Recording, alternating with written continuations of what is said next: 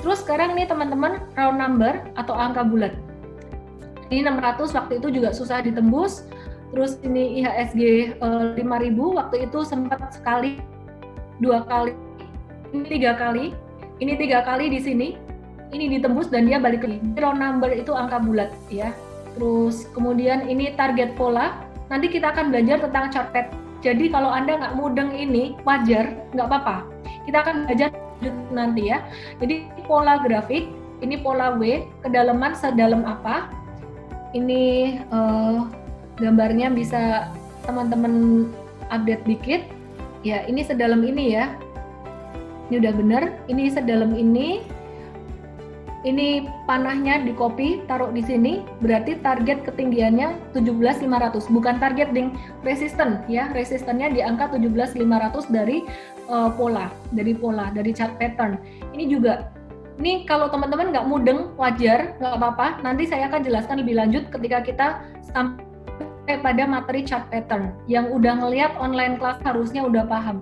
Ya ini chart pattern juga, kedalaman, targetnya segini. Oke, terus kemudian moving average. Moving average itu artinya garis tren fleksibel, garis tren yang fleksibel. Dia dihitung dari rata-rata harga sekian periode terakhir ya.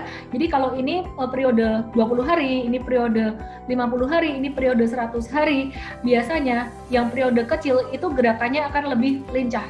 Ya, jadi dia cepat turun, lebih cepat turun. Ini yang hijau, ini MA100, dia turunnya pelan-pelan. Ini biasa buat trading, jangka pendek, swing trading, ini jangka menengah, ini buat investasi. Nah, ini juga moving average. Kalau moving average ini dia berada di atas harga, mungkin ini lebih jelas ya. Ini MA, nih aku kasih lihat teman-teman. Harga sekarang berada di angka 30.90. Ketiga MA berada di bawah harga. Berarti dia menjadi apa? 3 MA, hijau, merah, dan biru berada di bawah harga, berarti dia menjadi support.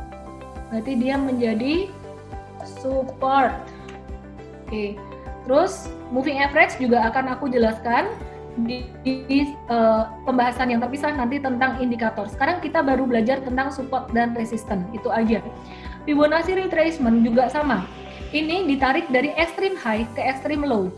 Ya, untuk saham-saham yang jatuh dalam. Kalau saham-saham yang naik kencang juga sama, dari extreme low ke extreme high. Tuh, gunanya buat apa? Buat nentuin resisten. Ini nanti bisa naik sampai ke level harga berapa sih? Kira-kira dia ketahan di berapa? Kayak gitu doang. Kalau Fibonacci retracement untuk yang uptrend, contohnya kayak gini. Aku coba kasih contoh. Nih, contoh MDKA ya. Ini masih belum ekstrim. Kalau misalkan ada saham yang naiknya ekstrim banget nih, aku mau tahu supportnya di mana ya. Aku mau beli MDKA, ini better aku nawar harga di angka berapa. Bisa pakai Fibonacci retracement. Ini saking jarangnya dipakai, aku nggak hafal nih Fibonacci kalau di TradingView tempatnya di mana. Aku pakai ini aja, MDKA, pakai charting jadul.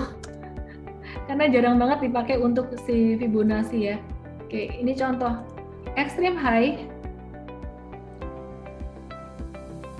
extreme low. Nah, penentuan taruh extreme high dan extreme low ini sejauh apa? Tergantung. Kalau mau nawarnya benar-benar pelit banget, tariknya dari high dan low yang jauh nih. Oh, berarti di 1560. Artinya kalau Anda nawarnya pelit, berarti buat beli dan simpennya untuk lumayan, rentang waktunya lumayan gede buat jangka menengah atau jangka panjang.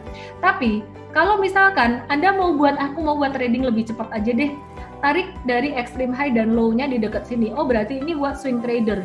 Anyway, ini jarang saya gunakan ya. Jadi ini garis ini harga terakhir, ini di atas harga, ini jadi resisten, ini jadi support. Nah, kalau harga saham naik, Fibonacci ini fungsinya adalah untuk mencari support.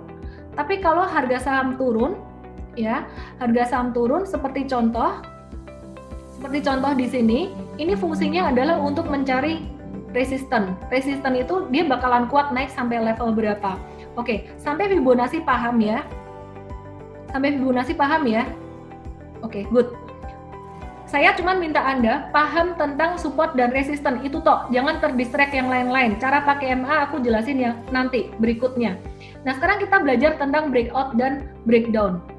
Breakdown itu harga turun menembus support, ya, harga turun menembus alas, menembus support, sehingga support ini alas, yang tadinya ini alas, ya, ini akan menjadi atap yang baru. Tadi harga di sini, ketika dia breakdown, ini tadinya alas, dia akan menjadi atap yang baru, ya, support menjadi resisten yang baru.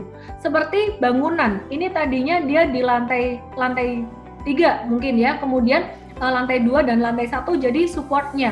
Kemudian ketika dia breakdown, si lantai 1 jadi supportnya, si lantai 2 jadi resistennya. Semoga sampai di sini bisa paham teman-teman.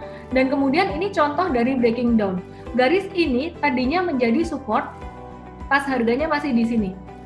Ketika harga turun, si garis ini fungsinya menjadi resisten atau tahanan naik. Ini ya support di bawah harga, resisten di atas harga. Nah, ini juga contoh breaking down. Tadinya dia menjadi support, ketika dia breakdown, ini menjadi resisten. That easy. Breakout, bola naik jebolin atap, ya, ibaratnya bola naik jebolin atap, harga naik menjebol resisten. Ya, ini harganya naik menjebol resisten. Dia lanjut naik. Atap lama, ini kan atap tadinya, menjadi alas yang baru. Resisten yang lama jadi support yang baru. Strateginya adalah buy ketika breakout. Contohnya seperti ini. Ini terjadi breakout, ya, tadinya support menjadi resisten yang baru. Oke. Kemudian saya perlu kasih tahu buat teman-teman, saham yang break all time high tertinggi sepanjang masa, artinya dia sangat bullish sekali. The sky is the only limit. Wah, kalau gitu MDKA itu break all time high dong. Aku cek ya, MDKA break all time high enggak ya? Oke, ya, MDKA ini dia break all time high. Ya benar, dia break all time high. Tapi yang menarik adalah MDKA ini break all time high. Yang menarik adalah breakout itu bukan sembarang breakout. Breakout all time high yang aku maksud adalah breakout dari sideways yang panjang. Ini loh. Ini loh.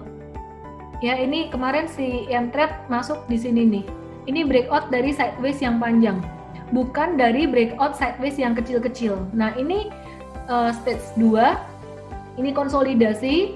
Dia penentuan apakah mau ke stage 1 atau ke stage 3. Ternyata dia stage 3. Ini breakout lagi. Ya, jadi masuk di sini. Nah, ini break all time high itu kayak gini. Jadi bukan breakout yang kecil-kecil gini. Oke.